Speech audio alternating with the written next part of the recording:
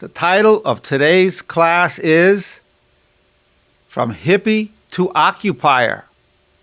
From Hippie to Occupier. Now, of course, the Occupy movement is Occupy Wall Street, but it's all over the country.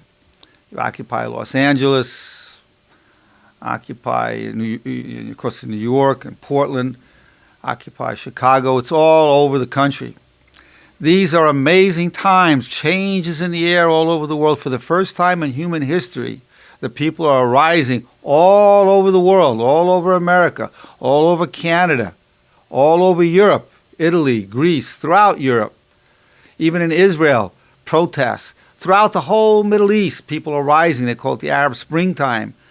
Change is in the air. The old ways no longer fit. Society changes. The needs of the people change with time. And when you have that, you always have the old guard who wants to hold on to it, keep it the old way. But the forces of change cannot be stopped. The forces of change are moving in a direction of recognizing more and more the family of humanity, the oneness of humankind. I'm going to demonstrate that as I talk about how this went. Why did I say from hippie to occupier? Because I was a hippie in the 60s. 1968, I started a commune right outside of Austin, Texas, in Round Rock. I was a hippie for about 4 years. And then I'm not an occupier now, then 40 years later is the Occupy movement. I'm not an occupier, but I'm a consultant to the occupier in terms of the philosophy, and I'm going to talk about that. I'm a consultant to the Occupy movement in Los Angeles.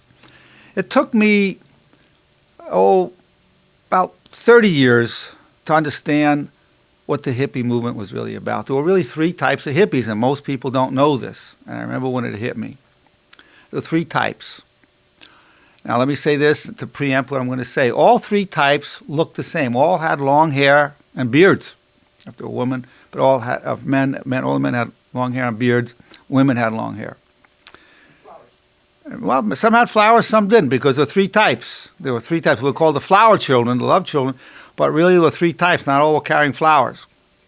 And I'll tell you what I mean by that. The politicos, who were against the war in Vietnam, very active politically, long hair, using drugs, politically active. I wasn't one of those, but they were very angry. They were not walking with flowers. They were angry. They were burning flags. They were saying bad things about our soldiers in Vietnam, about the government. I was not one of those types of hippies. But again, I didn't know the distinction at the time. As a matter of fact, the way I was around that group. I was around all three types. I was around that group trying to start up a new school, and I noticed, well, these are very different than we are in the commune. They were going to start an alternate school system. They were quite angry, frustrated people. Then you had the hedonists. The hedonists would go, wow, man, groovy. And they just wanted sex, drugs, and pleasure. Groovy, man. That's groovy. I don't think I ever used the word groovy. I didn't like it. I didn't even like peace. I didn't go that. To me, for me personally, they were a little bit of trite to me. I didn't use that personally, although many did. So the hedonists also had long hair, a lot of sex, a lot of drugs. As a matter of fact, the commune we took over in Round Rock, now here was a commune with an 11-bedroom house, 2 large barns, 60 acres for $200 a month. And we would pool our money. I was making at the time $200 a month as a teaching assistant, research assistant, as a graduate student at the University of Texas.